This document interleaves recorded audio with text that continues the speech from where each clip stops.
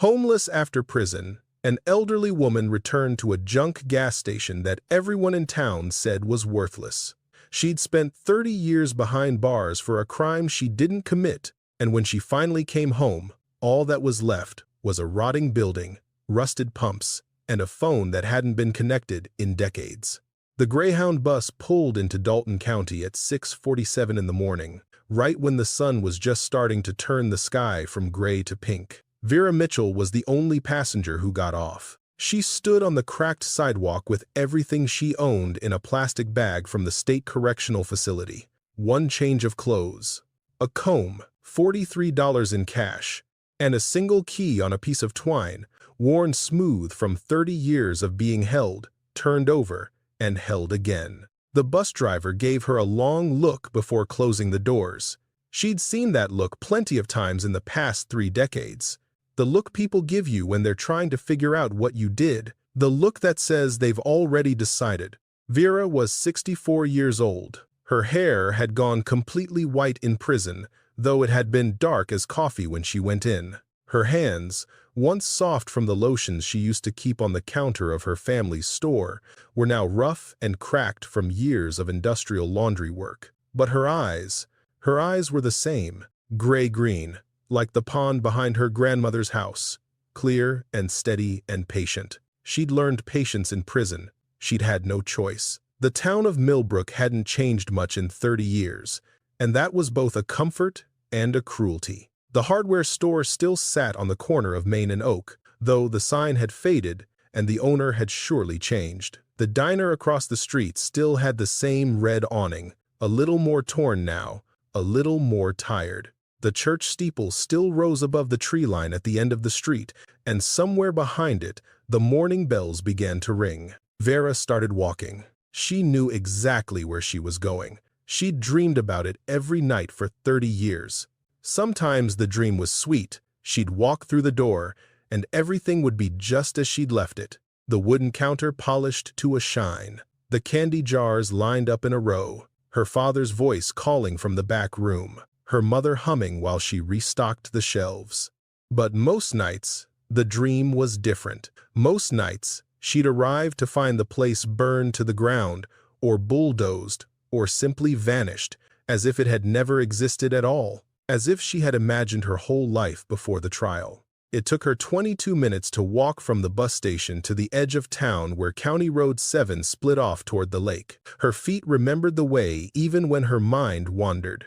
Past the old elementary school, past the cemetery where her parents were buried side by side, past the Hendricks farm, where the apple trees had grown tall and wild without anyone to tend them.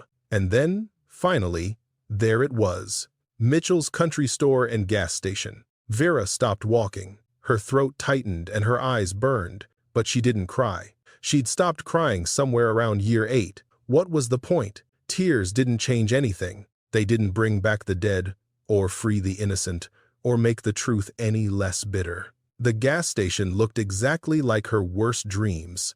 The 2 pumps out front had rusted into sculptures of decay, their hoses cracked and hanging like dead snakes. The windows were so thick with grime that she couldn't see through them.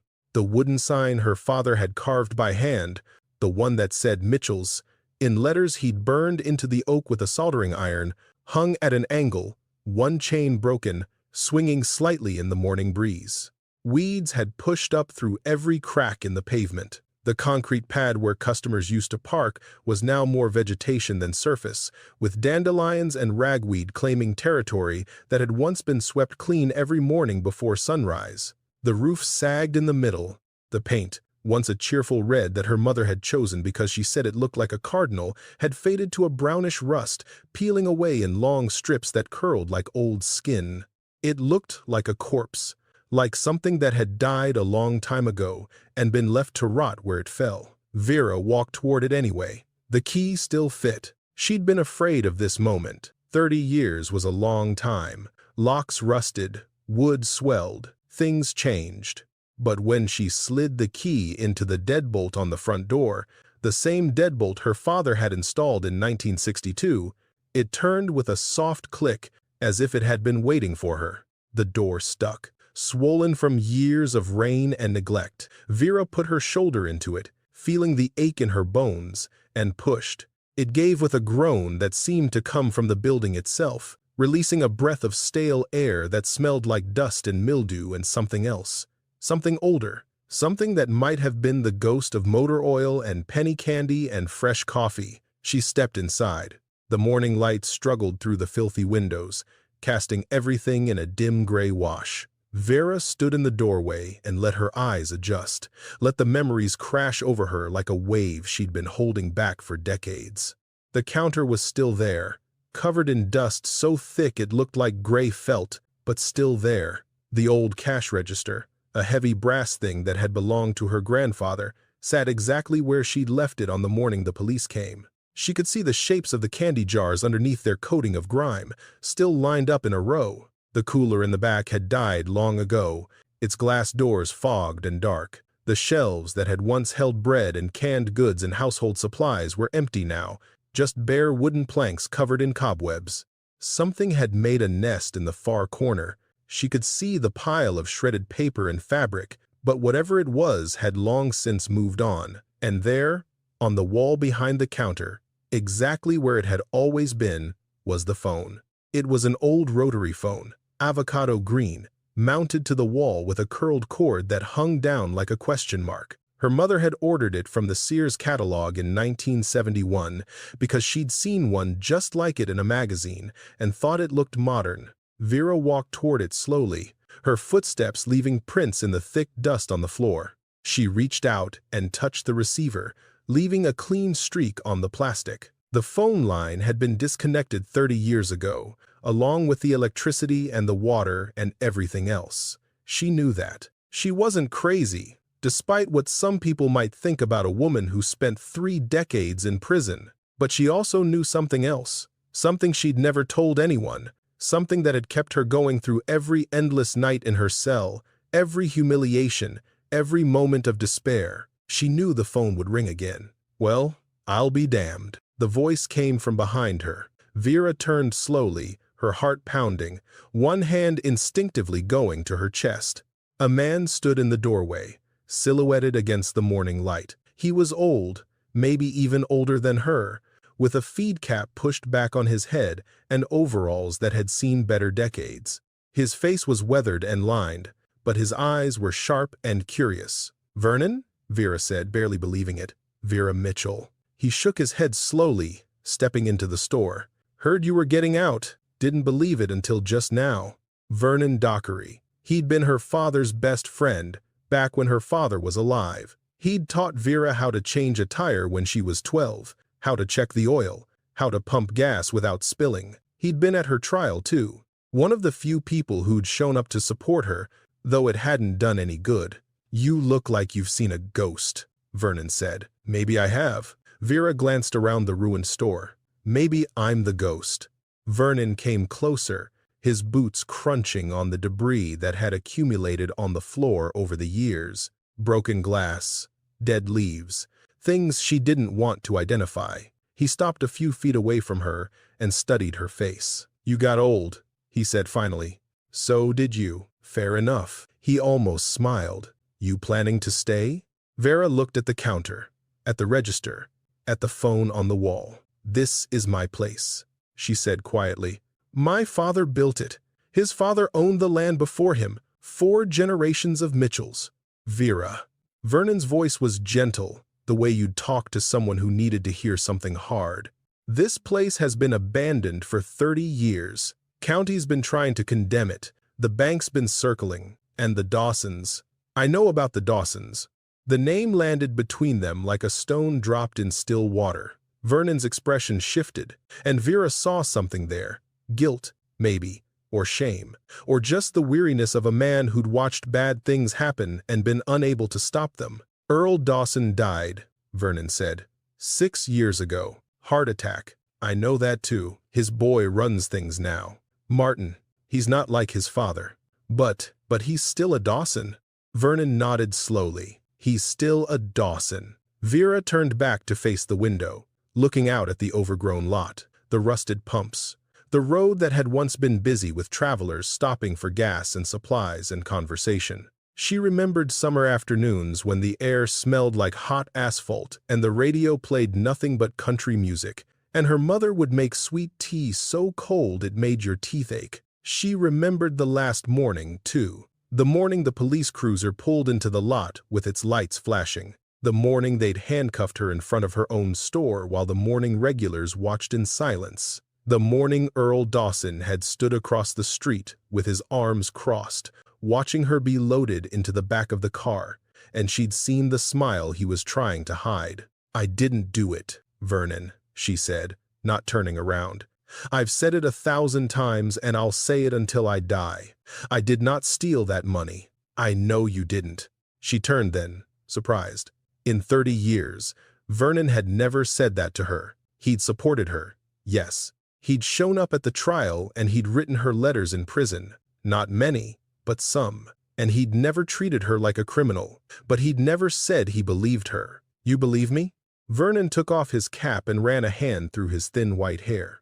"I've had 30 years to think about it, Vera. 30 years to watch the Dawsons get rich while this place rotted. 30 years to remember how convenient it all was.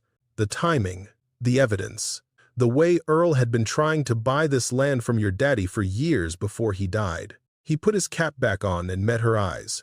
"Your daddy wouldn't sell, and then he died, and then you got sent away, and then, surprise, surprise, the bank suddenly owned the property, and Earl Dawson's cousin just happened to work at the bank, and the whole thing just sat here. Nobody bought it, nobody developed it, nobody touched it, for 30 years. Vera felt something loosen in her chest. Something she'd been holding so tight for so long that she'd forgotten it was there. "Why?" she asked. "Why did they want it so bad?" Vernon was quiet for a long moment. Then he walked over to the window and looked out at the same view Vera had been studying. "Your daddy ever tell you about the old well?" Vera frowned. "The well? The one out back? It went dry in the 50s. Grandpa capped it off." "Did he?" It wasn't a question. Vernon turned back to her. "Vera, there's things about this land that most folks don't know, things your daddy kept close. He was planning to tell you, I think, that last year, before he got sick, he kept saying he needed to talk to you about the future of this place, about what it was really worth." "What are you saying?" "I'm saying that Earl Dawson knew something, and I'm saying that whatever he knew, it was worth sending an innocent woman to prison for 30 years to get his hands on." Vera's mind was spinning. She thought of her father, thin and tired in his hospital bed, trying to tell her something in those last confused days. She'd thought it was just the illness talking, the way he kept mentioning the phone, the store, the land. "When the phone rings," he'd whispered once, gripping her hand with surprising strength. "When it rings, you answer. Promise me." She'd promised, not understanding. A week later, he was gone. A month after that, she was in handcuffs. "I need to find out," Vera said, her voice stronger now. "I need to know what they took from me." "That's going to be dangerous," Vernon said. "The Dawsons won't like you poking around. Martin's not as mean as his daddy was, but he's got more to protect, more to lose." "I've already lost everything," Vera squared her shoulders. "I spent 30 years in a cell for something I didn't do. I lost my home, my family, my whole life. What else can they take from me?" Vernon studied her for a long moment. Then he reached into his pocket and pulled out a small card. "My grandson," he said, handing it to her.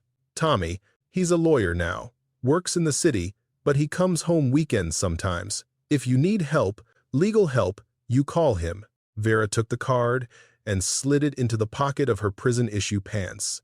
"Thank you, Vernon." "Don't thank me yet." He headed for the door, then stopped and turned back. "You remember Lila Perkins? Used to waitress at the diner?" "I remember her. She's the manager now. Been there 40 years. She's good people, and she remembers you. Remembers when your mama used to bring pie on Sundays." Vernon nodded toward the road. "You're going to need friends, Vera. You're going to need people who remember who you were before.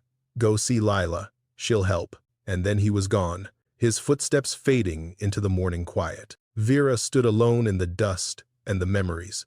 She looked around the ruined store, at the life that had been stolen from her, at the decay that had taken root in the absence of love and care. Then she rolled up her sleeves.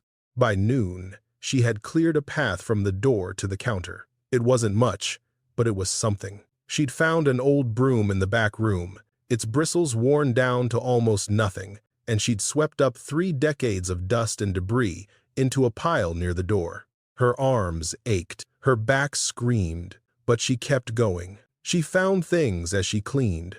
A photograph, faded and water-damaged, of her parents on their wedding day. A receipt book from 1989, the last year of business, with her own handwriting recording sales of cigarettes and milk and lottery tickets. A child's toy, a small plastic horse, that must have been dropped by some long-ago customer and kicked into a corner. And she found the cabinet. It was behind the counter, built into the wall, with a door that had swollen shut over the years. Vera had forgotten about it. Her father had called it the safe, though it wasn't a real safe, just a wooden cabinet with a good lock. He'd kept important papers in there, the deed to the land, insurance documents, tax records. She tried to open it, but the door wouldn't budge.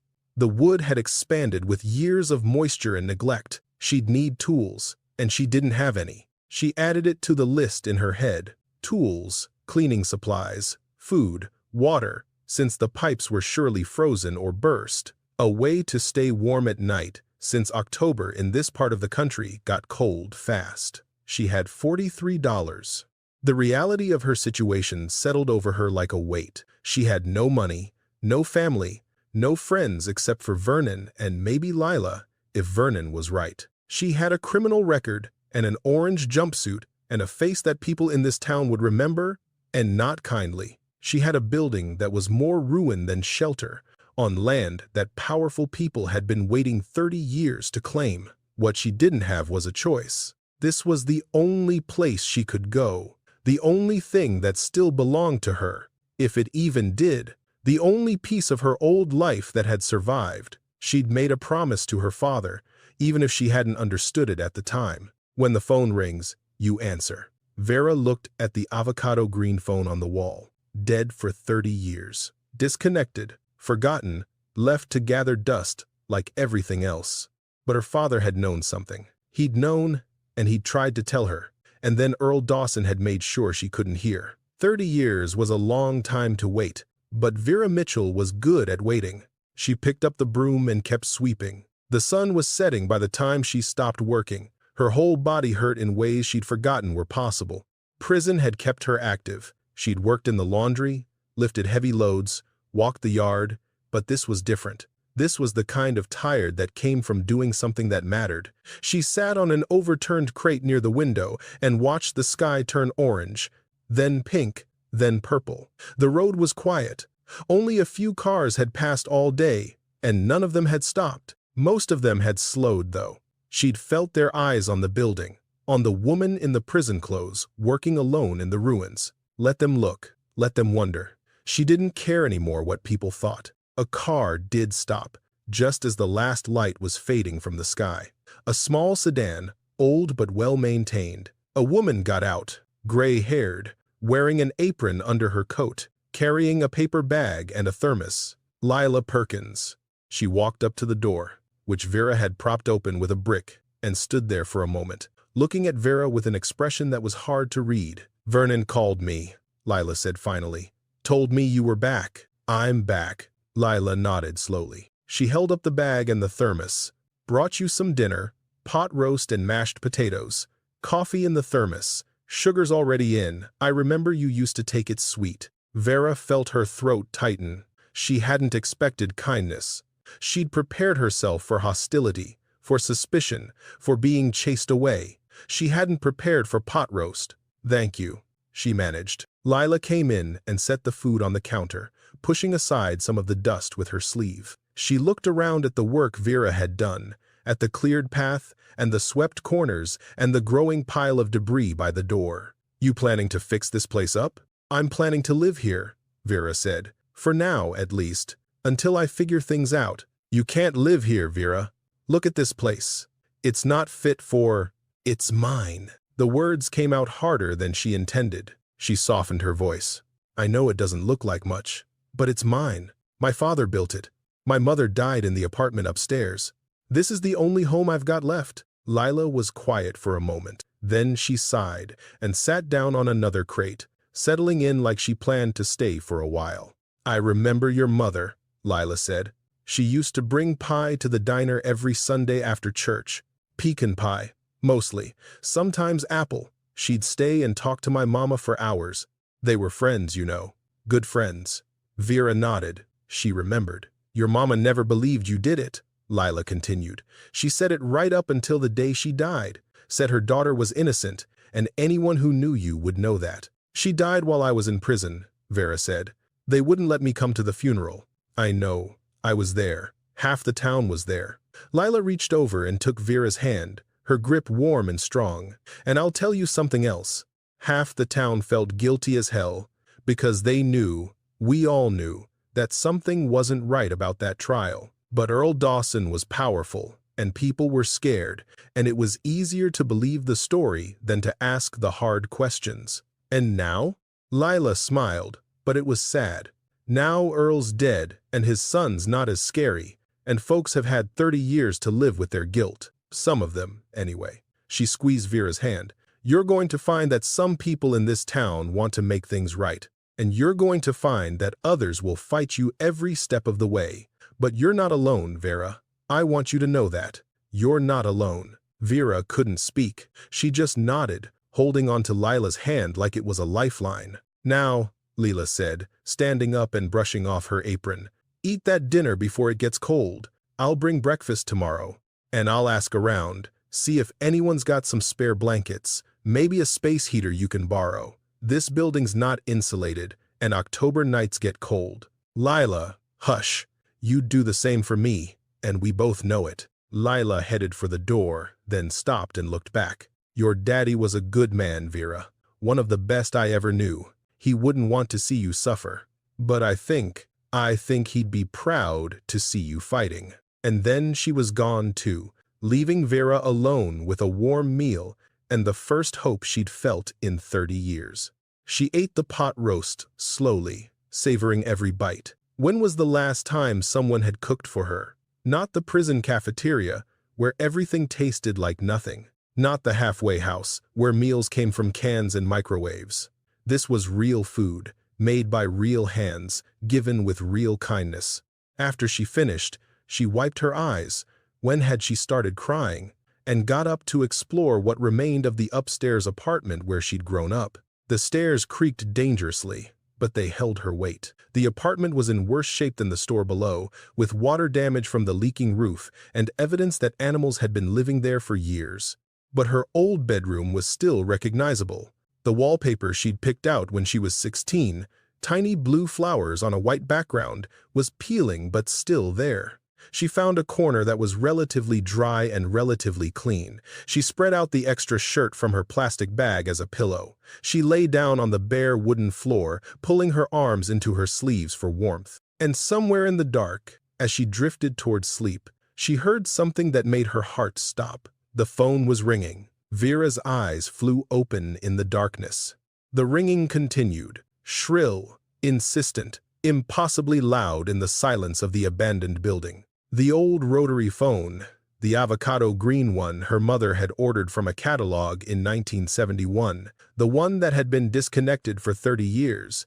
It was ringing. She scrambled to her feet, her heart pounding so hard she could feel it in her throat. The floorboards groaned beneath her as she moved toward the stairs. She couldn't see anything. The power was out, had been out for decades, but she knew this building by memory, by the map written into her bones.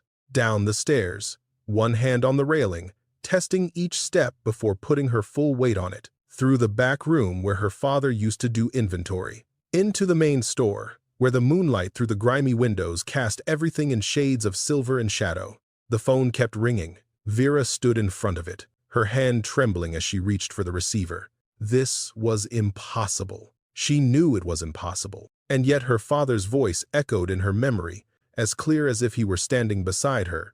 When the phone rings, you answer. Promise me. She picked up the receiver. Hello? Silence. then static, the kind that sounded like distance, like the signal was traveling through time as much as space. And then a voice, a woman's voice, old and tired and achingly familiar. Vera?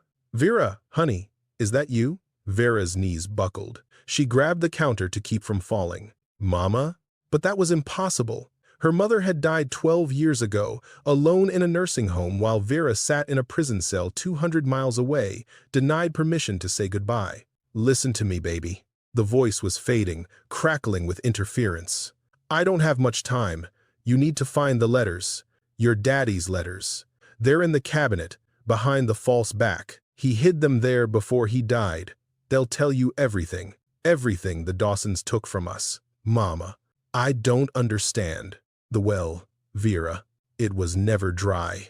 Your daddy found something down there, something valuable, and Earl Dawson found out. That's why they did what they did. That's why they took everything from us. The static grew louder, swallowing the words.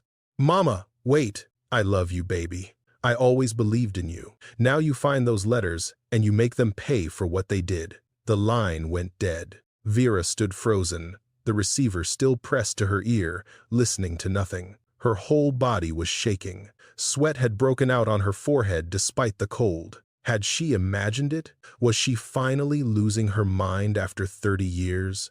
Prison did that to people sometimes, made them see things, hear things, believe things that weren't real.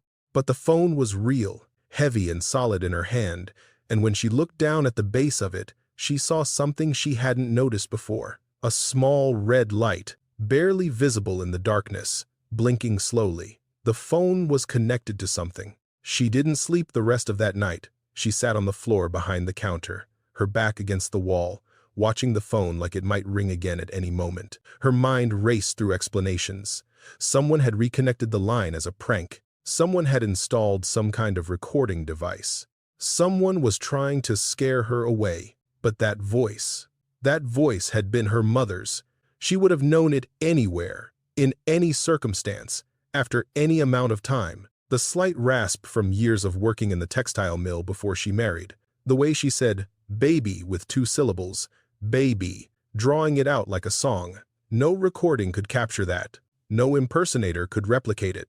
When the first gray light of dawn began to seep through the windows, Vera got up and went to the cabinet behind the counter, the one with the swollen door that wouldn't open. She needed tools. Vernon arrived at 8 o'clock with a toolbox and a thermos of coffee. Lila called me, he said by way of explanation, setting the toolbox on the counter. Said you looked like you could use some help. The phone rang last night. Vernon stopped in the middle of pouring coffee into a cup. He looked at her, then at the phone on the wall, then back at her. That phone's been dead for 30 years. I know. The line was cut. I watched them do it. I know. Vera took the coffee he offered, wrapping her hands around the warm cup. But it rang, and I answered it. And someone, she stopped, not sure how to continue. It sounded crazy. It sounded like exactly the kind of thing a woman who'd spent 3 decades in prison might imagine. Someone what? Someone told me to look in the cabinet, behind the false back, said there were letters hidden there.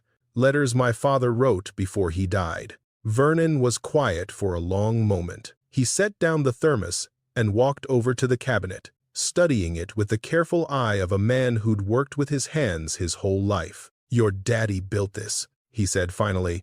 I remember when he put it in. Must have been, 1975? 1976? He was particular about it. Wouldn't let anyone help. Said it was special. Do you know what he hid in there? No. Vernon shook his head. But I know he was scared. That last year, before he got sick, he kept talking about insurance, about making sure you and your mama would be taken care of. I thought he meant life insurance, the regular kind. But now, he turned back to face her, and there was something new in his expression, something that looked almost like hope. Let's open it. The cabinet door came off its hinges after 20 minutes of work with a pry bar and a hammer. The wood was soft from water damage, practically crumbling in places, but the frame held together long enough for them to remove it in one piece. Inside, the cabinet was mostly empty. A few old papers, too water-damaged to read, a rusted lockbox with nothing inside, mouse droppings and the husks of dead insects. But Vernon had noticed what Vera hadn't. The back of the cabinet sat slightly forward from the wall, just half an inch, maybe less, but enough to suggest there was space behind it. "Hand me that screwdriver." 5 more minutes, and the false back came loose. Behind it was a metal box, about the size of a shoebox, wrapped in plastic that had kept it dry all these years. Vera pulled it out with trembling hands and set it on the counter. "You should open it alone," Vernon said quietly. "Whatever's in there, it's for you." "No." Vera shook her head. "You were his friend. You've believed in me when no one else did. You should see this too." She unwrapped the plastic and opened the box. Inside were letters, dozens of them, written in her father's careful handwriting, addressed to her. Each envelope was dated, starting 6 months before his death and continuing right up until the week he went into the hospital for the last time. And beneath the letters was something else, a geological survey, official-looking, with stamps and signatures and detailed maps, and a small velvet pouch that clinked when she picked it up. She opened the pouch and poured its contents into her palm. Nuggets. Small ones, but unmistakable. Gold, gleaming even in the dim light of the abandoned store. "Lord have mercy," Vernon breathed. The letters told the story her father had never had the chance to share. It started in 1985, the year before he got sick. He'd been doing some work on the property, fixing a fence, he wrote, that ran along the back boundary near the old capped well. The ground had been soft from spring rains, and his post-hole digger had struck something hard about 3 feet down. He dug further, curious, and found a vein of quartz shot through with gold. "I didn't tell anyone at first," he wrote in one of the early letters. "Not even your mother. I wasn't sure what I'd found, or what it meant. I sent samples to a geologist in the city, paid cash, used a fake name. He told me what I already suspected. The vein is significant. Not enough to make us millionaires, but enough to change our lives. Enough to pay for your education, to expand the store, to secure the family's future for generations." But he hadn't been as careful as he thought. Someone had seen him sending those samples. Someone had talked to someone else.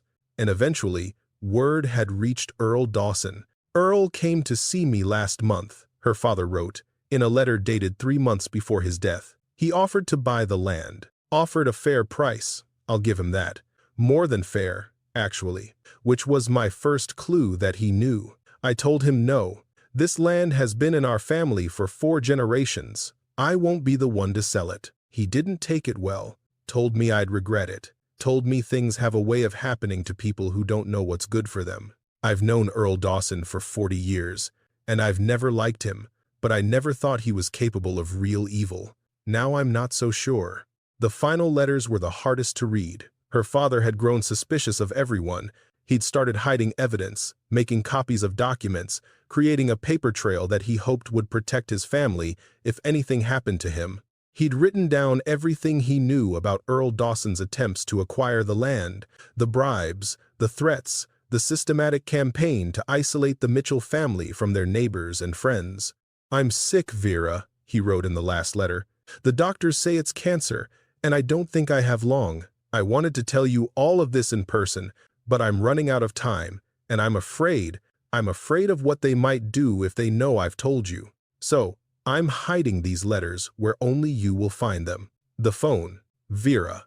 I've set it up so that your mother can reach you, no matter what. No matter where you are.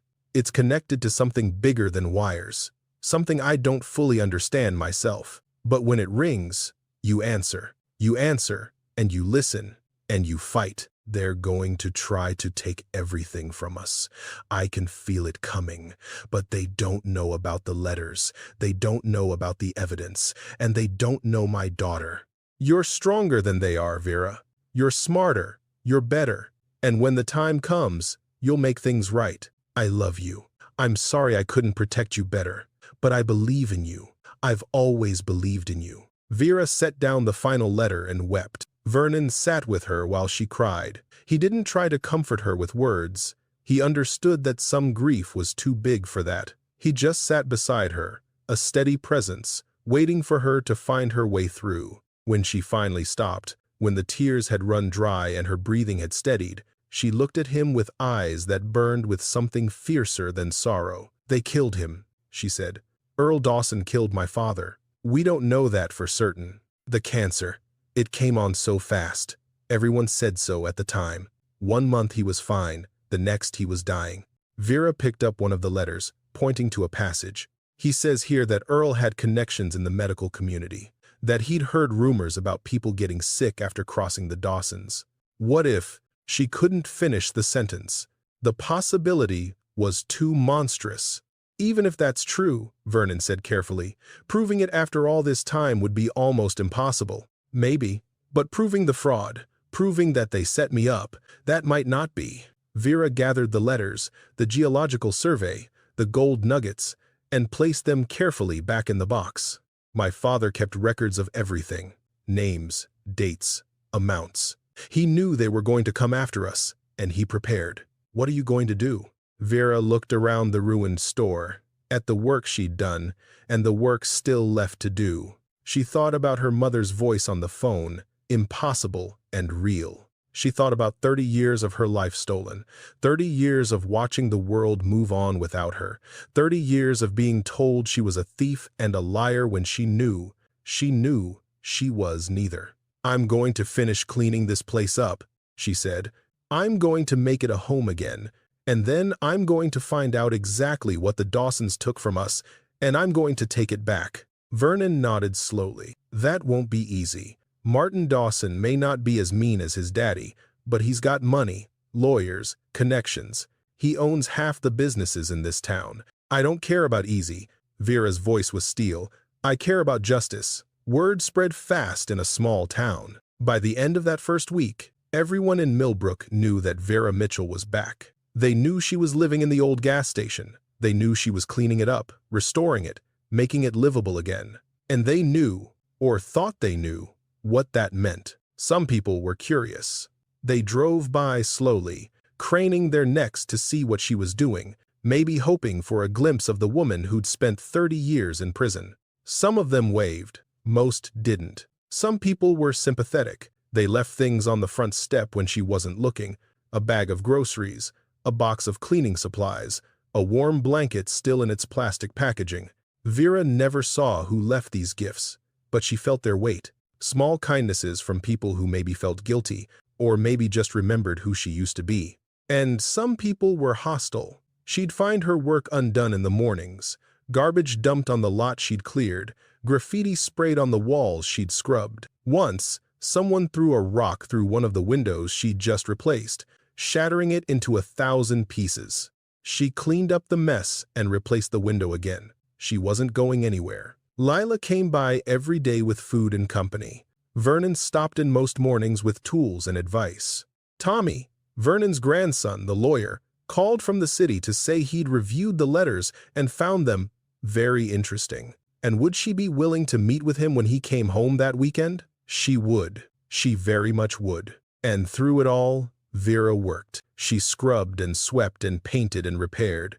She got the water running again, with help from a sympathetic plumber who remembered her father. She got the electricity turned on, which required a visit to the county office and a payment she could barely afford, but which was worth it for the simple miracle of light. The phone never rang again, but she kept it there, mounted on the wall, avocado green and waiting. She knew now that it wasn't just a phone. Her father had connected it to something else, something he didn't fully understand himself, according to his letters. Something that had allowed her mother to reach across the void and deliver one final message. She didn't question it. Some things were beyond questioning. You just accepted them and moved forward. Martin Dawson came to visit on a Thursday afternoon, 9 days after Vera's return. She was on a ladder, painting the trim above the front door, when his Mercedes pulled into the lot. She recognized the car before she recognized the man. It was the kind of vehicle that didn't belong in this part of the county, all gleaming black paint and chrome that probably cost more than her father had made in a year. The man who got out was in his 50s, with the soft hands and expensive clothes of someone who'd never done physical labor. His hair was silver at the temples, artfully styled. His smile was practiced, professional, the smile of a man who was used to getting what he wanted. "Miss Mitchell," he said, approaching the ladder. "I'm Martin Dawson. I don't think we've formally met." Vera continued painting. "I know who you are. I wanted to welcome you back to Millbrook and to express my sympathies for everything you've been through." She stopped painting then, looked down at him from her perch on the ladder. "Your sympathies. What happened to you was a tragedy. Everyone agrees on that. What happened to me was a crime." Vera's voice was calm, level. "A crime your father committed." Martin's smile flickered, but he recovered quickly. "My father was many things, Miss Mitchell, but he wasn't a criminal. The courts were wrong." A tense silence stretched between them. Martin's smile disappeared entirely, replaced by something harder, more calculating. "I came here to make you an offer," he said. "A generous offer, considering the circumstances. This property has been abandoned for 30 years. It's an eyesore, a hazard. The county's been after us to do something about it for decades." "Us?" "Dawson Holdings has been paying the back taxes on this property since the late 90s. Without our support, the county would have seized it years ago, sold it at auction. You'd have nothing." Vera climbed down from the ladder, wiping her hands on her work pants. She stood face to face with Martin Dawson, close enough to smell his cologne, close enough to see the tiny beads of sweat forming on his forehead despite the cool October air. "Why would you pay taxes on a property you don't own?" "Out of respect for your family, for the memory of your parents." "Respect?" Vera almost laughed. "Your father destroyed my family. He stole from us, lied about us, sent me to prison for something I didn't do. And now you want to talk about respect?" Martin's composure slipped further. She could see the anger beneath his polished surface, the Dawson temper that his father had been famous for. "I'm offering you $200,000 for this property," he said, his voice tight. "Cash. You could start over somewhere else, somewhere without." He gestured vaguely at the surroundings. "All these memories. This property isn't for sale. Everything is for sale, Miss Mitchell. It's just a matter of finding the right price." Vera stepped closer, so close she could see herself reflected in his expensive sunglasses. "Your father said the same thing to mine 30 years ago, and my father told him no. So I'm telling you no. This land belongs to the Mitchells. It always has. It always will. And no amount of Dawson money is going to change that." Martin's face went red. For a moment, Vera thought he might actually hit her. She could see the impulse flash across his features, the clenched fists, the tightened jaw, but he controlled himself. The smile came back, though now it looked more like a grimace. "You're making a mistake," he said quietly. "A very serious mistake. This town belongs to my family. It has for 3 generations. Everyone here owes us something. Their jobs, their mortgages, their children's scholarships. One word from me, and you'll find yourself very alone, Miss Mitchell. Very alone indeed. I've been alone for 30 years. I'm used to it." She turned her back on him and climbed back up the ladder. "I came here trying to be reasonable," Martin called after her. "I came here offering you a way out, a chance to walk away with something. But if you want to do this the hard way, fine. We'll do it the hard way." Vera dipped her brush in the paint can and resumed her work on the trim. "Don't say I didn't warn you," Martin said, and she heard his footsteps retreating, the car door slamming, the engine starting. She didn't look back. She kept painting, stroke after stroke, until the Mercedes had disappeared down the road, and the only sound was the wind in the trees and the distant song of birds. Then, very quietly, she smiled. Let them come. Let them threaten. Let them do their worst. She had her father's letters. She had the truth, and she had something the Dawsons had never counted on. She had nothing left to lose. That night, she sat at the counter going through the geological survey again, trying to understand what her father had found. The vein ran deep, according to the report. It originated somewhere beneath the old well and extended in a northwesterly direction, possibly for hundreds of feet. The geologist had estimated its value at several $1,000,000, assuming it could be accessed without prohibitive cost. Several $1,000,000, sitting beneath her feet all these years. No wonder the Dawsons had been so desperate. No wonder they'd paid the taxes, kept the property tied up, waited for the right moment to swoop in. They'd known about the gold all along. They'd killed for it, or at least she believed they had. And they'd stolen 30 years of her life to get it. But they hadn't gotten it. Not yet. The mine was still there, waiting. The evidence was still there, preserved in her father's careful handwriting. And she was still there, against all odds, ready to fight. The phone rang. Vera froze, her hand hovering over the geological survey. She turned slowly to look at the avocado-green phone on the wall. It rang again, that shrill, old-fashioned ring that shouldn't have been possible. She stood up, walked to the phone, and lifted the receiver. Hello? Static, distance. And then, Vera. A man's voice this time, familiar in a different way, in a way that made her blood run cold. I was wondering when you'd find those letters. She knew that voice. She'd heard it in her nightmares for 30 years. Earl, she whispered. Earl Dawson. A dry, papery laugh came through the line. Surprised? Don't be. I always said this land was special. Your daddy knew it. I knew it. And now you know it too. You're dead. Dead, yes, but not gone. Not from this place. Another laugh, but it died away into something that sounded almost like sorrow. I wanted you to know that I'm sorry, Vera. I'm sorry for what I did. There's no peace for me now, no rest. Just this. Calling, waiting, watching, paying for my sins. You should be sorry. Vera's voice shook with 30 years of rage. You destroyed my family. You stole everything from us. I know what I did, and I'm paying for it, believe me. But that's not why I called. Earl's voice grew urgent, fading like her mother's had. Martin doesn't know everything. He thinks he does, but he doesn't. The well, Vera. The well isn't just gold. It's something else, something older, something that's been waiting a long time for someone like you. What are you talking about? The phone. How do you think the phone works?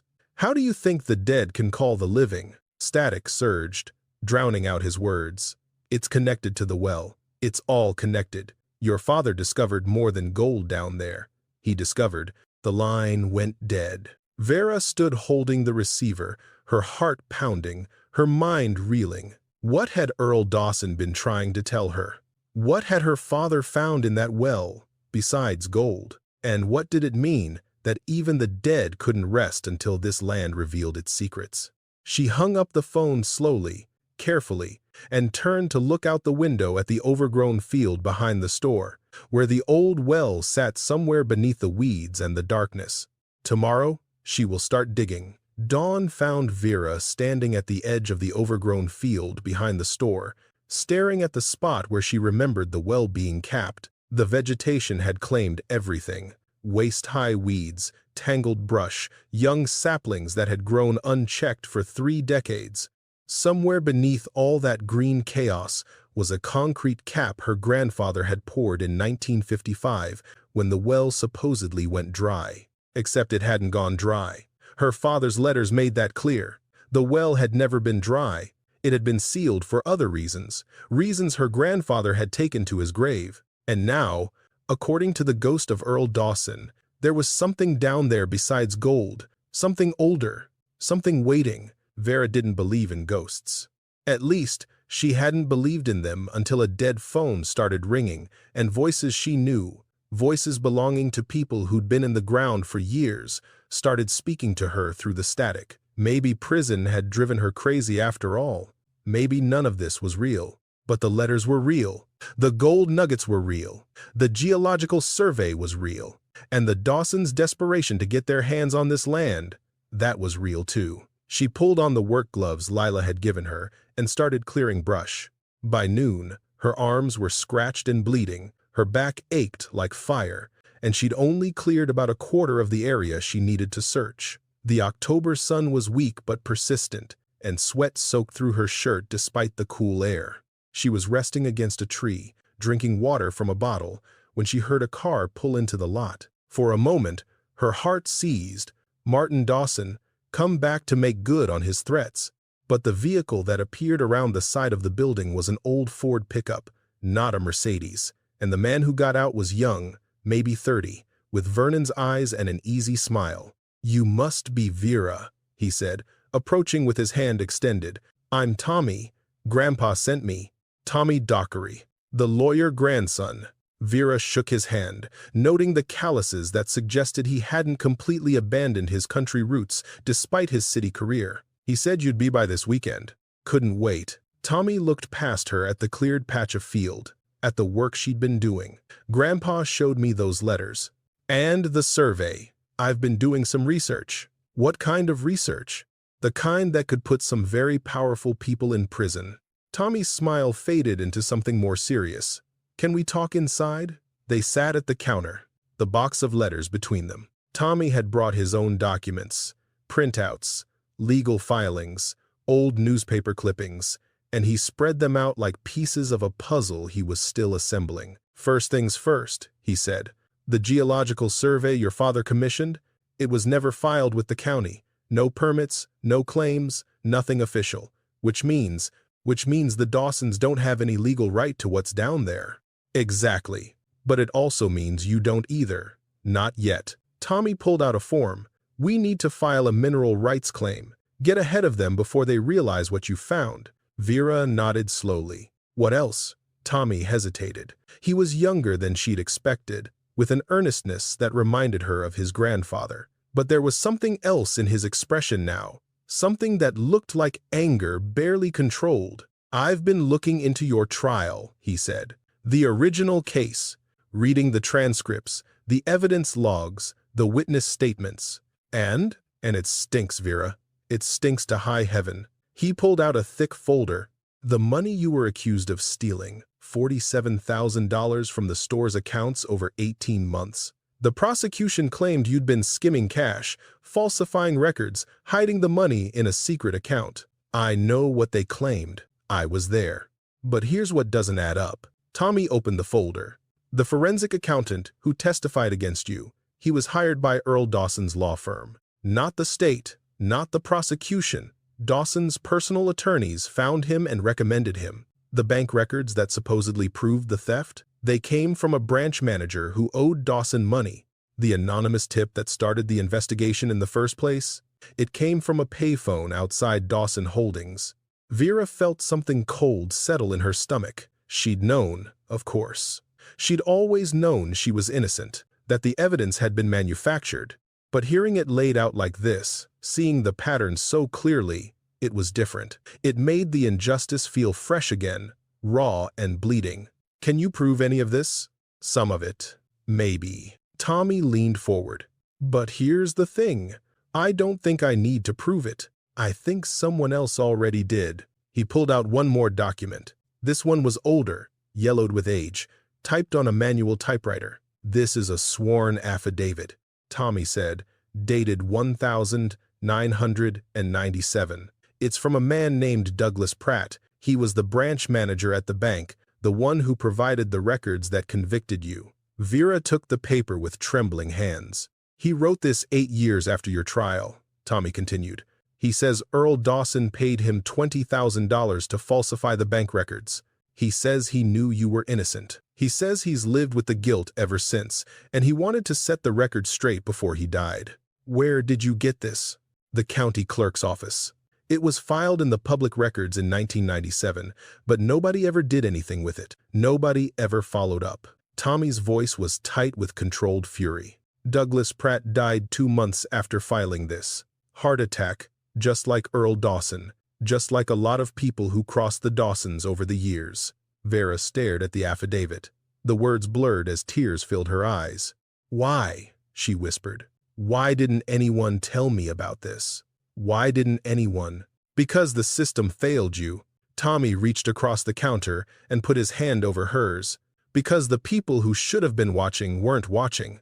Because the Dawsons owned this town, and everyone was too scared or too bought to do the right thing." He squeezed her hand. "But that ends now. I'm filing a motion to vacate your conviction based on new evidence of prosecutorial misconduct and witness tampering. It's going to take time, maybe months, but we're going to clear your name, Vera. We're going to prove what they did to you." Vera couldn't speak. 30 years of being called a thief, a liar, a criminal. 30 years of carrying the weight of a crime she didn't commit. And now, finally, someone with the power to do something about it was on her side. "There's more," Tommy said. "About the land. About what your father found." He pulled out another document. This one a map, old and hand-drawn, with markings she didn't recognize. "I found this in the County Historical Archive. It's from 1892, when your great-great-grandfather first homesteaded this property." Tommy pointed to a symbol near the center of the map. "See this? It's marked as a spirit well. The original survey notes say the indigenous people who lived here considered it sacred. They believed it was a gateway between worlds." A gateway. I know how it sounds. But your father's letters mention the phone, right? How he set it up to connect to something bigger than wires. And you said you've been getting calls from... Tommy paused, choosing his words carefully. "From people who shouldn't be able to call." Vera thought about her mother's voice crackling through the static, about Earl Dawson's ghost, warning her of things he had no right to know. "The well isn't just gold," she said slowly. "Earl said that before the line went dead. He said my father found something else down there, something older." Tommy nodded. "I think your father discovered what the indigenous people already knew, that there's something special about this place. Something that goes beyond geology or mining rights or money. But the Dawsons only care about the gold. They don't understand the rest. They don't believe in it." Tommy gathered his papers. "But I think that's our advantage. They're so focused on what they can measure and sell that they're missing the bigger picture." He stood up. "I need to get back to the city, file these motions, start the legal process. But I'll be back next weekend, and I'll bring help. Friends from law school who believe in doing the right thing." He paused at the door. "In the meantime, be careful. The Dawsons are going to escalate. They're going to try everything they can to force you out before this gets to court. I'm not leaving." "I know." Tommy smiled, and for a moment he looked exactly like his grandfather. "That's what Grandpa said you'd say." The escalation started the next day. Vera woke to the sound of engines, big ones, diesel, rumbling through the morning quiet. She scrambled to the window and saw 2 trucks parked at the edge of her property, men in hard hats climbing out with surveying equipment. She was outside in seconds, still in the clothes she'd slept in, marching toward the trucks with a fury that surprised even herself. "This is private property," she called out. "You're trespassing."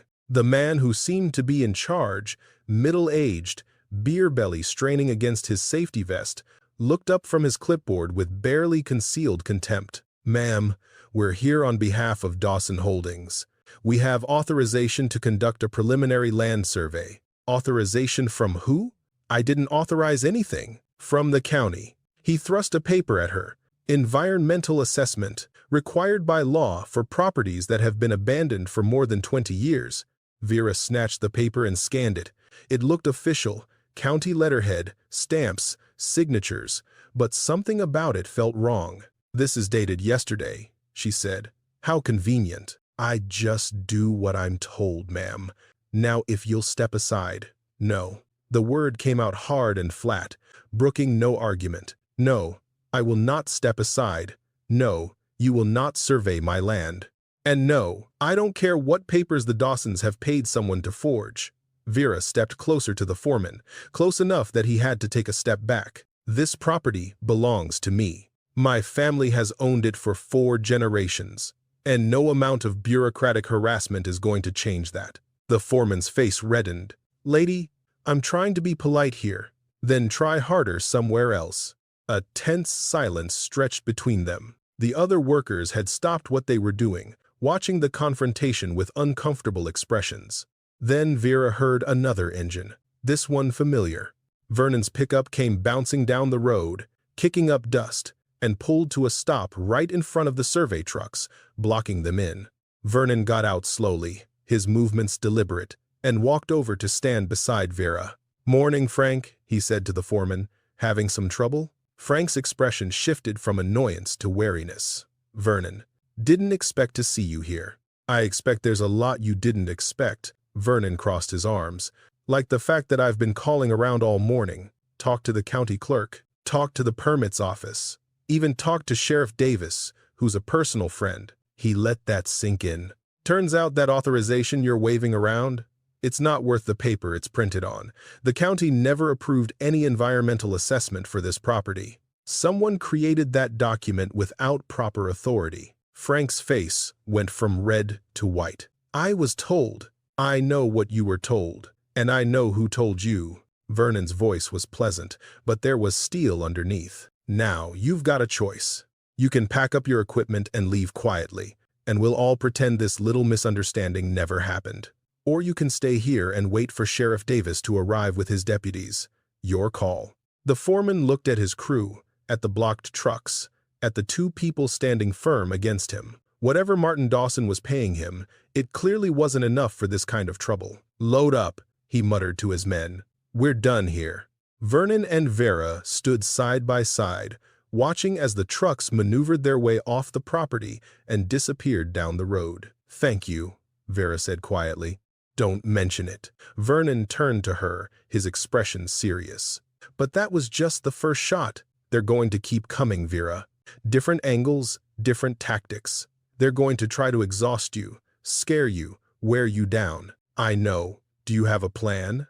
Vera looked back at the overgrown field, at the place where the well waited beneath decades of neglect. I'm going to find out what my father discovered, she said. I'm going to dig up every secret this land has been hiding, and then I'm going to make sure the whole world knows what the Dawsons did. That afternoon, she found the well cap.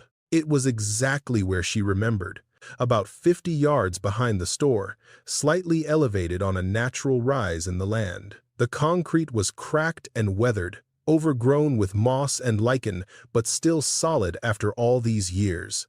Her grandfather had done good work. Vera cleared the vegetation around the cap, revealing its full circumference, about 4 feet across, with rusted metal handles on opposite sides for lifting. There were markings etched into the concrete, symbols she didn't recognize. They might have been made when the cap was poured, or they might have been added later. Either way, they looked deliberate. She tried the handles. They didn't budge.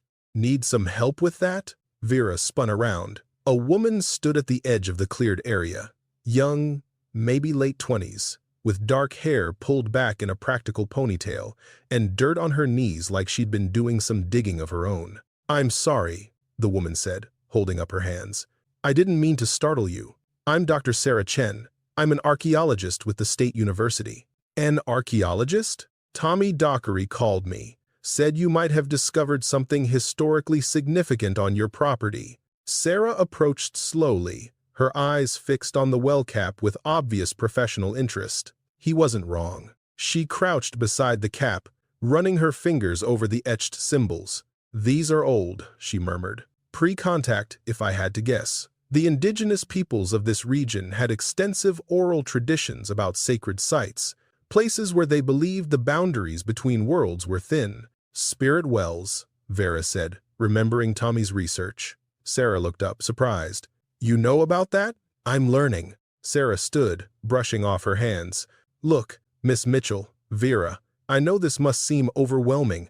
You've got land disputes and legal battles and who knows what else going on. But whatever's under this cap could be genuinely important. Not just valuable, important, culturally, historically, maybe even scientifically. What do you mean scientifically? Sarah hesitated. There are stories, she said carefully. Stories from researchers who've studied sites like this, about anomalous readings, equipment malfunctions, phenomena that don't fit our current understanding of physics. Like phones that ring without being connected? Sarah's eyes widened slightly. Tommy mentioned something about that. I thought he was exaggerating. He wasn't. They stood in silence for a moment, looking at the well cap with its mysterious symbols. Help me open it, Vera said finally. It took both of them, plus a crowbar and 2 hours of effort, to break the seal on the well cap. The concrete had fused to the stone beneath it over decades, and the metal handles had rusted almost solid. But eventually, with a groan that sounded almost like a sigh, the cap came free. Vera had expected darkness. She'd expected the dank smell of stagnant water, the the musty breath of a sealed space. What she got was light, soft, golden, emanating from somewhere deep below, a glow that had no business existing in a well that had been sealed for nearly 70 years. "That's not possible," Sarah breathed. Vera leaned over the opening, squinting against the glow. The well shaft was about 15 feet deep, lined with stones her grandfather had placed by hand. At the bottom, instead of water, there was a chamber. She could see the edges of it, the hint of a larger space opening up beyond the narrow shaft. And in that space, something glowed. "We need to go down there," Vera said. "We need to call someone, document this properly, get a team. There's no time." Vera was already looking around for something to use as a rope. "The Dawsons tried to survey this land today. They'll try again. They'll get a real court order, a real legal process. If we don't find out what's down there before they do, then they'll take it," Sarah finished, "just like they tried to take everything else." She was quiet for a moment, wrestling with professional ethics and practical reality. "I have climbing gear in my car," she said finally. "I always carry it for field work." Vera met her eyes. "Thank you." "Don't thank me yet. We don't know what we're going to find down there." Sarah had rigged a proper harness and belay system, anchored to her truck's trailer hitch. The climbing rope was new and strong, rated for far more weight than Vera carried. Still, her heart pounded as she lowered herself down the stone-lined shaft, the golden glow growing brighter with every foot she descended. The walls were damp but not wet. There was no water at the bottom, just smooth stone, worn by centuries of feet that had walked here before the well was even dug. This wasn't a well. She understood that now. It was an entrance. Her feet touched bottom, and she unclipped from the rope, turning slowly to take in her surroundings. The chamber was roughly circular, maybe 20 feet across, with a ceiling that arched overhead like a natural cathedral. The walls were covered in paintings, ancient, faded, but still visible. Figures in ochre and charcoal, depicting scenes she didn't fully understand. People gathered around a central point, light emanating from the earth, hands raised in reverence or supplication. And in the center of the chamber, on a natural stone pedestal, sat the source of the glow. It was a crystal, or something like a crystal, roughly the size of a human head, faceted in ways that seemed to defy geometry, pulsing with that soft golden light that had drawn her down here. Vera approached it slowly, her breath catching in her throat. As she got closer, she began to hear something. Voices, faint at first, like whispers from another room, but growing clearer. She recognized some of them, her mother, her father, her grandmother who had died when Vera was 12. And underneath those familiar voices, older ones. Voices that spoke in languages she didn't understand, that seemed to come from the stone itself. "The phone," Vera murmured, understanding dawning. "This is how the phone works. This is what my father found." She reached out toward the crystal. "Vera, wait." Sarah's voice echoed down from above. But Vera's fingers had already brushed the surface. The world went white. She was standing in the store, Mitchell's country store, but it wasn't ruined. It was alive, vibrant, exactly as she remembered it from childhood. The candy jars were full. The cooler hummed with electricity. Sunlight streamed through clean windows, and her father stood behind the counter, exactly as he'd looked the last time she saw him healthy. "Vera," he said, smiling, "you found it." "Daddy?" Her voice cracked. Am I?" "You're not dead, baby girl. You're just visiting." He came around the counter and took her hands in his. His grip was warm, solid, real. The crystal connects all the times, all the places, all the people who've ever lived on this land. It's been here longer than anyone can remember. The first people who settled here knew about it. They protected it, kept it secret. But you found it. By accident. He shook his head ruefully. "I was digging fence posts and broke through into the chamber. The moment I touched the crystal, I understood. I understood everything, what the land was worth, what the Dawsons would do to get it, what would happen to you." Tears streamed down Vera's face. "If you knew, why didn't you stop it? Why didn't you warn me?" "I tried, baby. I tried so hard." His voice broke. But the crystal doesn't change what happens. It just shows what is, what was, what could be. I saw your suffering, and I couldn't prevent it. All I could do was leave you the tools to find justice when it was over. The letters, the phone connection. The phone is linked to the crystal. Anyone who's touched it can use it to communicate across the boundary. That's how your mama reached you. That's how Earl Dawson warned you. Earl Dawson.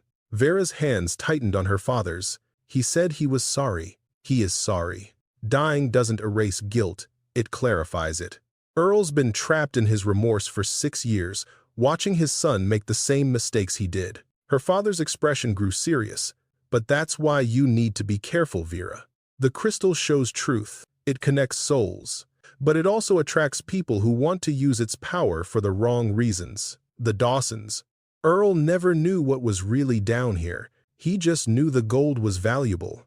But Martin's been researching. He's found records, stories, hints about what makes this land special. If he gets his hands on the crystal, the world began to fade, the bright store dimming around the edges. Wait, Vera said desperately. Don't go. I have so many questions. The crystal can only hold you for a few minutes. Any longer, and you'd be lost between worlds. Her father pulled her into a hug, and she sobbed against his chest like she was a child again. I'm so proud of you, baby girl. You survived. You stayed kind. You never gave up. I missed you so much. I know. I've been watching. I've always been watching. He pulled back, holding her face in his hands. Now go back. Find the documents in the chamber. There's a stone box in the eastern alcove. It has everything you need to prove what the Dawsons did. Then seal the well again. Protect the crystal. Don't let anyone misuse it. How do I protect it from Martin? Her father smiled sadly. By doing what Mitchells have always done, by standing your ground, by telling the truth, by being braver than your enemies. The light was fading faster now, her father's face becoming transparent. I love you, Daddy. I love you too, Vera. Always have, always will. And then she was falling back into her body, gasping, her hand still resting on the crystal as the golden glow pulsed once, twice, and settled back into its steady rhythm. Vera found the stone box exactly where her father had said it would be. The eastern alcove was small, barely large enough for her to crouch inside, hidden behind a natural curtain of rock that looked solid until you knew where to push. The box itself was ancient, carved from the same stone as the chamber walls, sealed with a lid that hadn't been opened in decades. Inside were documents, not old ones, but relatively recent, papers her father had placed here in the months before his death, preserved perfectly in the cool, dry air of the underground chamber. Bank statements showing deposits into Earl Dawson's accounts that corresponded exactly with the amounts Vera had supposedly stolen. Sworn statements from workers at Dawson Holdings who'd witnessed Earl discussing the Mitchell problem and how to solve it. Copies of forged documents, with notes in her father's handwriting explaining how he'd obtained them and what they proved. And at the very bottom, a letter addressed to whoever finds this. If you're reading this, then my daughter has done what I always knew she could. She survived. She came home. She found the truth. Everything in this box proves that Earl Dawson framed Vera for embezzlement. He paid witnesses, forged records, and bribed officials. He did it because I wouldn't sell him this land, and he knew that with me dying and Vera in prison, he could eventually take it. I couldn't stop what happened to my daughter. The crystal showed me her suffering, and I had to watch, helpless, knowing that interference would only make things worse. But I could prepare. I could gather evidence.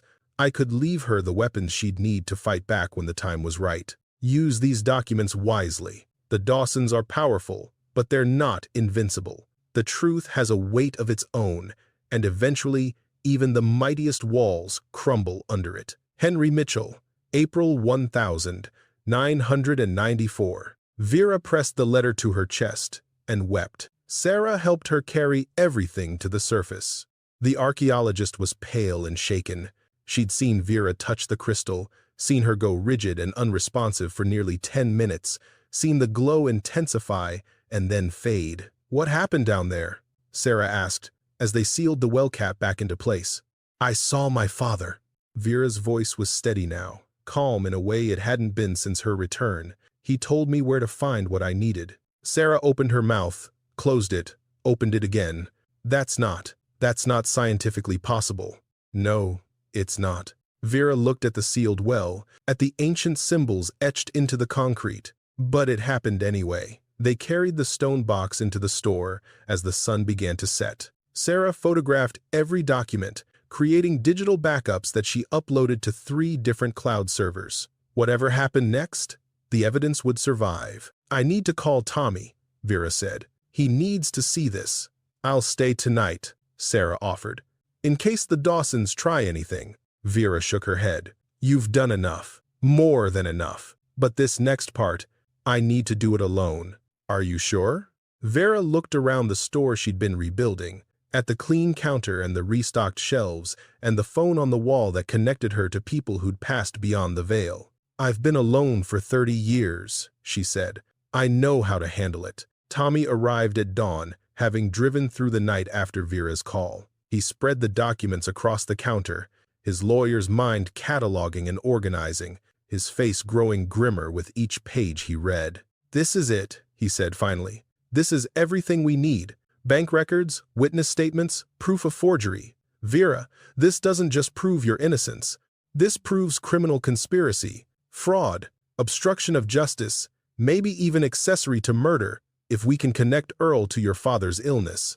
What do we do with it? We take it to the state attorney general, not the local DA. The Dawsons have too much influence here.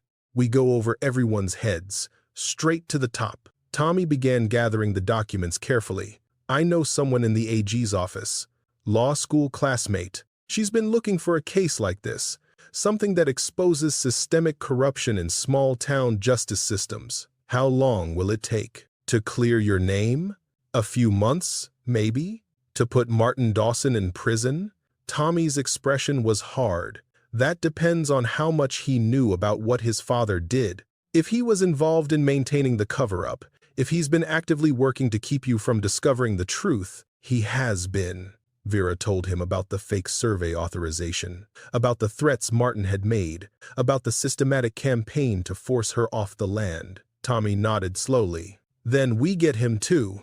The next 3 weeks were a blur of meetings, depositions, and legal filings. Tommy's contact at the Attorney General's office turned out to be a fierce prosecutor named Angela Morris, who took one look at the evidence and declared it the most clear-cut case of conspiracy I've seen in 15 years.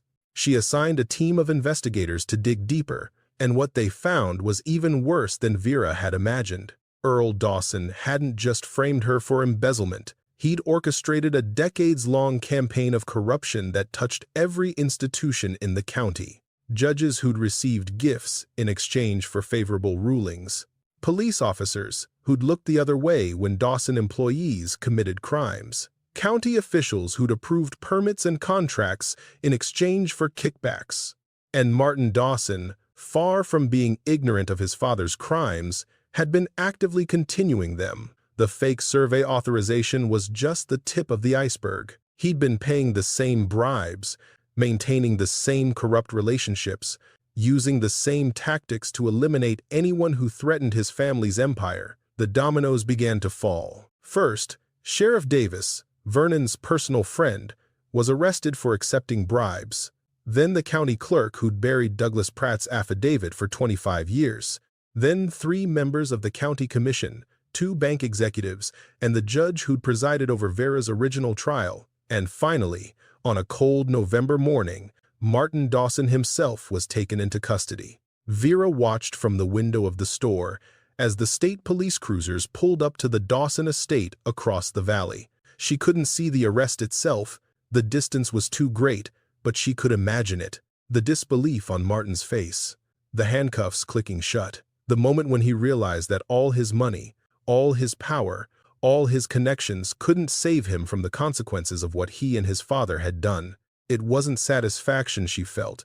It was something quieter, something that felt almost like release. Her conviction was formally vacated on December 15th. The courtroom was packed. Reporters, locals, Legal observers who'd come to witness what the newspapers were calling the most significant wrongful conviction case in state history. Vera sat at the defendant's table with Tommy beside her, wearing clothes Lila had helped her pick out, looking like a respectable citizen instead of an ex-convict. Judge Harrison, a new judge, appointed specifically to handle the case because every local judge had been tainted by the corruption investigation, read the ruling in a solemn voice. Based on the overwhelming evidence of prosecutorial misconduct, witness tampering, and fraud upon the court, this court finds that Vera Mitchell was wrongfully convicted of embezzlement in 1994. Her conviction is hereby vacated, her record expunged, and all rights and privileges of citizenship restored. The courtroom erupted. Cameras flashed. Reporters shouted questions.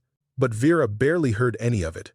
She was looking at the back of the room, where Vernon sat with tears streaming down his weathered face, where Lila clutched a handkerchief to her mouth, where Sarah Chen gave her a thumbs up from behind her professional archaeologist's composure. And in the corner, visible only to her, she saw her parents, her father in his work clothes, her mother in the blue dress she'd worn to church every Sunday.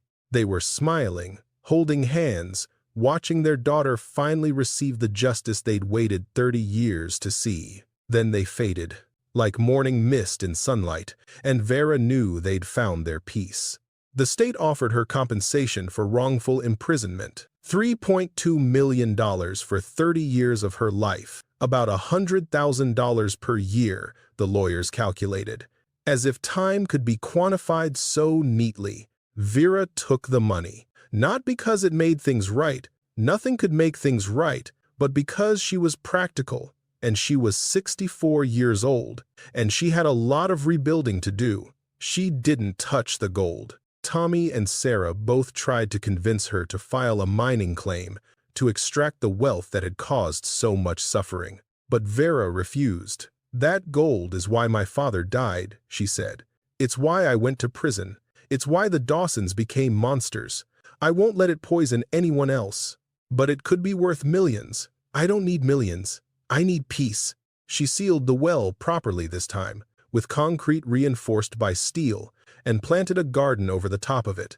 Vegetables and flowers, things that grew and bloomed and fed people, things that gave life instead of taking it. The crystal remained below, glowing softly in its chamber, connected to the phone that still hung on the wall of the store.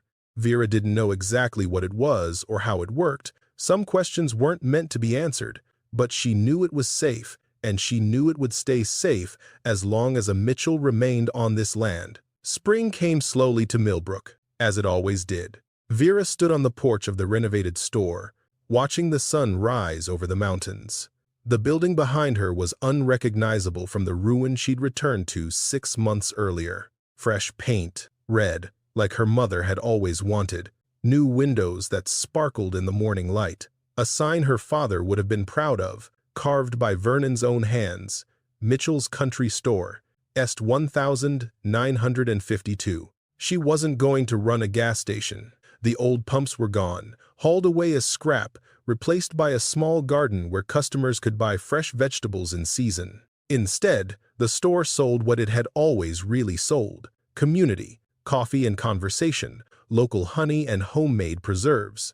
The kind of small-town commerce that had nothing to do with profit margins and everything to do with neighbors taking care of neighbors. The bell above the door chimed, and Lila emerged with 2 steaming cups. "You're here early," Vera said, accepting the coffee gratefully. "Couldn't sleep." Lila settled into the rocking chair beside her. A new edition, purchased with some of the settlement money. Kept thinking about how different everything is now. Different good or different bad? Just different. Lila sipped her coffee, looking out at the same view Vera was watching. 30 years, that family controlled this town. 30 years of everyone being too scared to speak up. And now they're gone. Martin Dawson had been convicted on 12 counts of fraud, conspiracy, and obstruction of justice. He was serving 15 years in the same state prison where Vera had spent 3 decades. The irony wasn't lost on anyone. The Dawson estate had been seized, the assets frozen, the empire dismantled piece by piece. Some of the money would go to Vera as additional restitution. Some would go to other victims the investigation had uncovered, people who'd lost businesses, homes, even family members to the Dawsons' greed. The rest would disappear into the bureaucratic machinery of the state, feeding whatever hungry budget needed feeding. Vera didn't care about any of it. She had what she needed. "Vernon's coming by later," Lila said. "Wants to help you plant those tomatoes you've been talking about." "He doesn't need to do that." His knees. "Try telling him that." Lila smiled. "That man's been waiting 30 years to make things right. Let him plant some tomatoes." Vera nodded slowly. She was still learning how to accept help, how to let people in after so long alone. It didn't come naturally, but she was trying. "Sarah called yesterday," she said. "The university wants to do a study of the property, archaeological survey, historical documentation, that kind of thing." "What did you tell her?" "I told her I'd think about it." Vera set down her coffee cup. "The chamber. What's down there? It's not something I want turned into a research project. People poking and prodding, trying to explain something that doesn't want to be explained. Then don't let them. But the history matters. The indigenous people who were here first, what they knew about this place, that deserves to be remembered." "Maybe there's a middle ground," Lila suggested. "Let her document the paintings, the artifacts, keep the crystal out of it." Vera considered this. The paintings on the chamber walls told a story of people who'd understood that some places were sacred, some powers were meant to be protected rather than exploited. That story deserved to be told, even if the deepest secrets remained hidden. "Maybe," she said. "I'll talk to her about it." The phone rang that evening. Vera was alone in the store, finishing inventory after a quiet day of customers. The sound made her heart skip. It always did. But she'd grown accustomed to it now. The phone rang when it wanted to, connected to the crystal below, carrying voices from across the boundary between worlds. She picked up the receiver. "Hello?" Static, distance. And then, to her surprise, not a familiar voice, but an unfamiliar one. A woman, young, speaking in a language Vera didn't recognize. Then the voice shifted, became something she could understand, as if the crystal itself was translating. "You are the keeper now," the voice said, "the one who guards the gateway." "Who is this?" "One of many who came before. We have watched you, Vera Mitchell. We have seen your suffering, your strength, your choice to protect rather than exploit." Vera sank into the chair behind the counter. The receiver pressed to her ear. "What do you want from me?" "Nothing that you have not already given. You have sealed the well. You have kept the secret. You have honored the old ways without even knowing what they were. I just wanted to protect my family's land." "Yes, that is why you were chosen. Not for power or ambition, but for love, for loyalty, for the willingness to sacrifice everything for what matters." The static swelled, and for a moment Vera heard other voices, dozens of them, maybe hundreds, speaking in languages that spanned millennia. All the keepers who had come before, all the people who had protected this place across the centuries. "The gateway will sleep now," the voice continued. "It has done what it needed to do, connected you to your past, revealed the truth, brought justice to those who deserved it. Will I still be able to talk to?" Vera's voice caught. "To my parents?" A pause. When the voice spoke again, it was gentle. "The dead are never truly gone, Vera. They live in your memories, your choices, the person you've become because of their love. You don't need a crystal to carry them with you, but the phone will ring when it needs to, when someone on the other side has something important to say. But that will be rare now. The urgent work is done." Vera closed her eyes, feeling the weight of the receiver in her hand. "Thank you," she whispered, "for everything. Thank yourself. You did the hard part. We just opened the door." The line went dead. Vera sat in the silence for a long time, holding the phone, letting the peace settle over her like a blanket. Summer brought customers. Word had spread about Mitchell's country store. Not the full story, of course, but enough. People came from neighboring towns, curious about the woman who'd been wrongfully imprisoned for 30 years and had returned to rebuild her family's legacy. They came for the fresh vegetables and the local honey, for the coffee and the conversation, for the chance to be part of something that felt like redemption. Vera learned their names, their stories, their troubles and their joys. She became what her mother had been, what her father had been, a fixed point in the community, a place where people knew they'd be welcomed. She hired a young woman named Maria to help with the busy days, a single mother who'd been struggling to find work, who reminded Vera of herself at that age. Maria had good hands and a quick mind, and she didn't ask questions about the phone on the wall that sometimes rang without anyone calling. Vernon came by most mornings, sitting on the porch with his coffee, watching the traffic go by. His health was failing. Everyone could see it, but he refused to slow down. "I'll rest when I'm dead," he'd say whenever anyone suggested he take it easy. "I've got too many years of doing nothing to make up for." Lila brought food, always bringing food, as if feeding Vera could somehow compensate for all the meals she'd missed, all the simple pleasures she'd been denied. Vera let her, understanding that the giving was as important to Lila as the receiving was to her. And Sarah came once a month, documenting the chamber paintings with careful photographs and detailed notes. She'd agreed to Vera's terms. The crystal stayed secret. The deeper mysteries remained unexplored. But the historical record was being preserved, the story of the indigenous people who'd first recognized this place as sacred. "You know," Sarah said one afternoon, packing up her equipment after a documentation session, "I've studied sacred sites all over the world, places that different cultures believed had special power. And this is the only one where I've actually felt something." Sarah shook her head, still wrestling with it. "I'm a scientist. I'm not supposed to believe in things I can't measure. But down there, in that chamber, some things are bigger than measurement," Vera said. Sarah smiled. "That's exactly what my grandmother used to say. She was from a village in China where they had a place like this, a cave that people said connected to the spirit world. Did it? I used to think no. Now," Sarah shrugged, "now I think maybe I just wasn't ready to understand." The first anniversary of Vera's return fell on an October day, so beautiful it felt like a gift. She woke early, as she always did, and walked out to the garden that covered the sealed well. The tomatoes were long finished, but the autumn squash was coming in nicely, and the chrysanthemums she'd planted around the edges blazed with color. She knelt in the dirt, pulling weeds, feeling the cool earth beneath her fingers. "1 year," she said softly. "1 year since I came back." She didn't expect an answer, and she didn't get one. The phone hadn't rung in months, and she'd made her peace with that. The urgent work was done, the voice had said. The living had to live. But as she knelt there, hands in the soil, she felt something that might have been a presence, a warmth at her back, like someone standing close, the faint scent of her mother's perfume, her father's pipe tobacco. "I'm okay," she said to the empty air. "I'm finally okay." The presence faded, if it had ever been there at all. Vera stood, brushing the dirt from her knees, and looked out at the land that had been in her family for 4 generations.